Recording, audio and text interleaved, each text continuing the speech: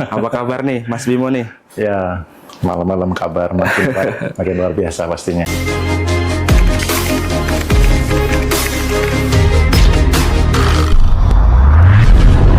Ini kelihatannya nih ya, saya mantau-mantau Mas Bimo dari sosmed saya. Kayaknya kok makin sukses aja ya. Apalagi kemarin itu saya sempat lihat kayaknya Mas Bimo dikunjungin sama pihak TikTok, pihak YouTube gitu ya. Nah tapi itu nanti aja deh. Saya tuh heran sama Mas Bimo ya. Mas Bimo tuh kayaknya tuh hidupnya santai-santai, main-main sama teman-temannya, di-upload-uploadin gitu.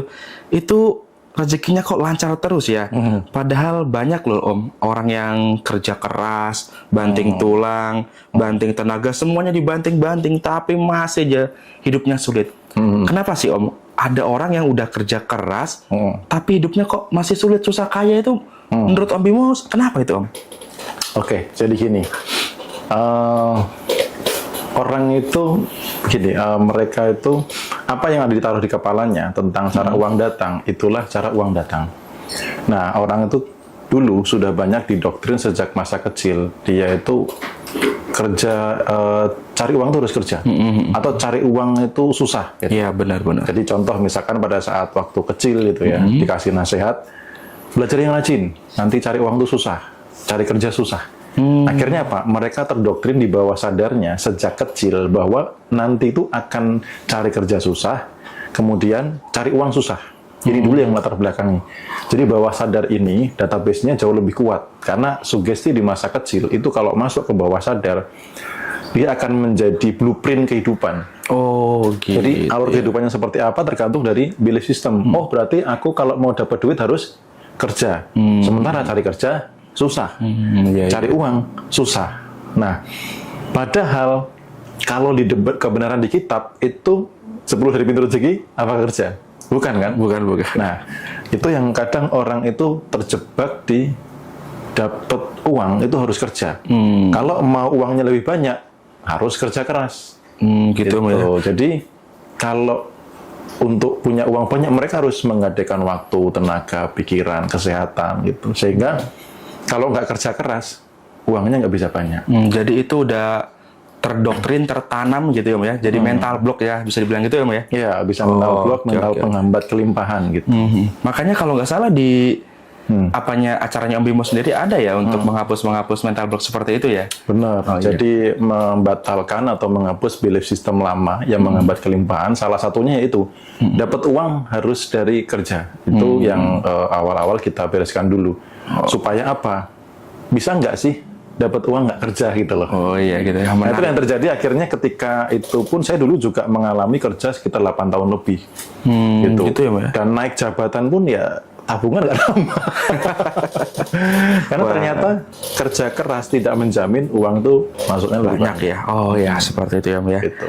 Ini jadi penasaran nih sama kelasnya Om Bimo yang menghapus mental block. Tapi itu nanti dia Om ya. Kita lanjut aja ke pertanyaan-pertanyaan selanjutnya. Oh ya, by the way buat teman-teman yang mau nanya-nanya silakan komen ya. Nanti yang beruntung pertanyaannya insya Allah akan saya jawab, saya sampaikan ke Mas Bimo ya. Oke, saya juga penasaran nih Mas. Kayaknya kan rezeki Mas Bimo kok lancar terus ya kan? Ada nggak sih amalan atau rahasia rahasianya Om Bimo nih supaya rezeki atau uang itu nggak habis-habis Om? Kalau ada coba deh Om, kasih bocoran deh. Ya, jadi sebenarnya saya seperti ini bukan bawaan lahir ya. Artinya dulu juga pernah di posisi yang nggak beruntung gitu. Nah, kembali lagi seperti yang tadi dibahas di awal, yang membuat itu adalah isi kepala sebenarnya, Bu. Gitu. Jadi isi kepala itu mempengaruhi. Contoh misal nih, sederhana aja, ketika mau mengeluarkan uang, Ya. misalkan beli apa gitu ya, habis itu mikir, aduh nanti uangku habis gimana? Itu sudah bisa berdampak, uang habis beneran. Seperti itu ya. Nah, ketika mau beli barang atau mau ajak anak istri jalan-jalan, pikirannya harus nanti pasti ada uang datang lebih banyak lagi. Oh, seperti itu. Jadi karena kan Tuhan sesuai dengan persangkaan hambanya kan. Iya benar. Jadi ketika mau jalan-jalan, udah jalan-jalan, nanti pasti ada uang lagi gitu ya. Nanti pasti datang lebih banyak lagi. Apalagi kalau misalkan gini, teman-teman boleh nanti cerita di komentar atau gimana, atau mungkin Bro Rendra juga pernah ngalamin. Iya. pada saat nyenengin anak istri gitu, rezekinya lebih lancar nggak? Oh iya benar Gitu. benar. Tapi ketika lagi susah, berhemat, khawatir uangnya habis, apa yang terjadi?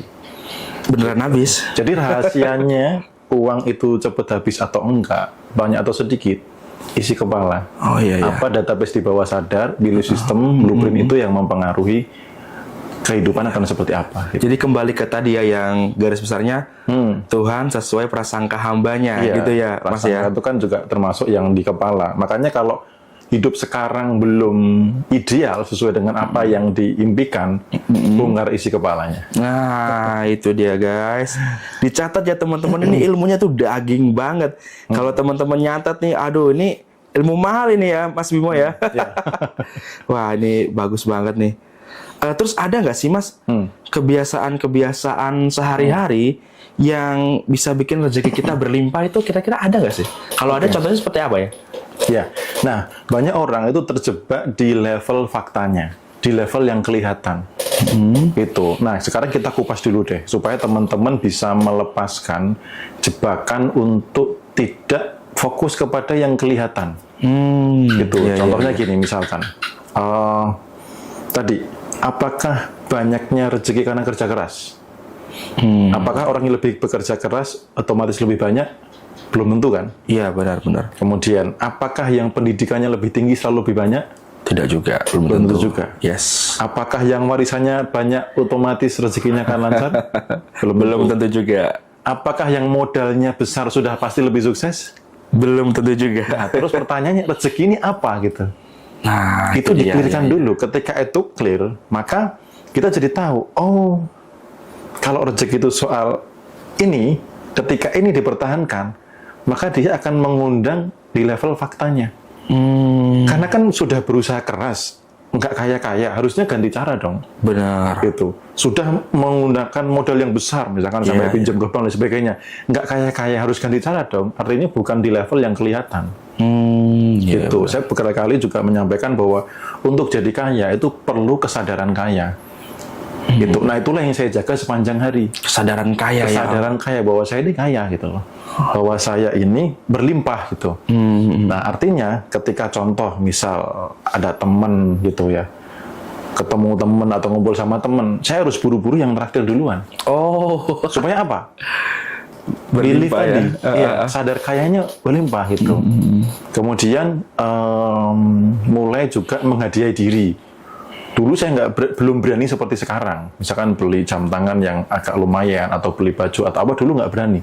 Tapi sekarang mulai ketika diri kayak minta dimanjakan atau minta self reward, dihadiahi, itu dijaga gitu loh. Kemudian berbagi. Ya, kalau yang sederhana teman-teman bisa lakukan tuh syukur. syukur ya. Syukur. Catat teman-teman. Karena tadi juga ada pertanyaan di grup juga yang menanyakan gimana kalau jatuh tempo, cicilan, bla bla bla bla. Nah, rata-rata orang tuh fokus di apa? Kekurangan. Kekurangan ya. Dan syukur tadi kekhawatiran dan sebagainya itu bisa mengaburkan syukur saat ini. Gitu. Padahal kan misalkan seburuk apapun kondisi saat ini, minimal satu masih sehat. Yang kedua ada kuota buat nonton live. Kan? Iya, Atau benar. nonton nanti di YT misalkan gitu. Atau masih sehat atau keluarga sehat, karena dulu waktu saya di kondisi minus, cicilan 10 juta dari kartu kredit, kemudian harus bayar uang, kembaliin uang investor dan sebagainya. Itu yang saya lihat apa? Bukan itunya, bro. Saya lihat itu yang paling mudah saya lihat adalah apa? Tempat beras. Karena tempat beras itu kan dari plastik yang transparan gitu ya. Iya. Itu saya lihat, bersyukur berasku masih ada. Kemudian apa yang saya lihat? Anak istri. Bersyukur mereka sehat. Kebayang nggak, bro? Kondisi lagi minus, anak harus sakit atau istri harus sakit. Itu kan luar biasa. Tekanannya Nah, luar itu biasa. akhirnya ketika melihat itu, syukur. Kemudian sampai saya yang hanya tinggal di kontrakan, itu pun saya bersyukur tinggal di kontrakan yang seperti ini, gitu loh. Saya nyaman, kemudian tidak terganggu dan lain sebagainya gitu. Jadi apa yang bisa saya lihat, termasuk benda atau kejadian itu aku apresiasi gitu loh. Jadi apresiasi, disyukuri. Nah itu yang membuat mental kelimpahan ini terbangun. Bahwa aku ini berlebih, aku ini ada gitu loh. Beda dengan orang yang setiap hari fokusnya kekurangan. Gitu ya. Nanti cicilan lagi. Padahal saat itu saya juga ada cicilan 10 juta per bulan, nggak kerja bro, coba. 10 juta per bulan, nggak kerja, punya anak. Iya benar-benar. Kan?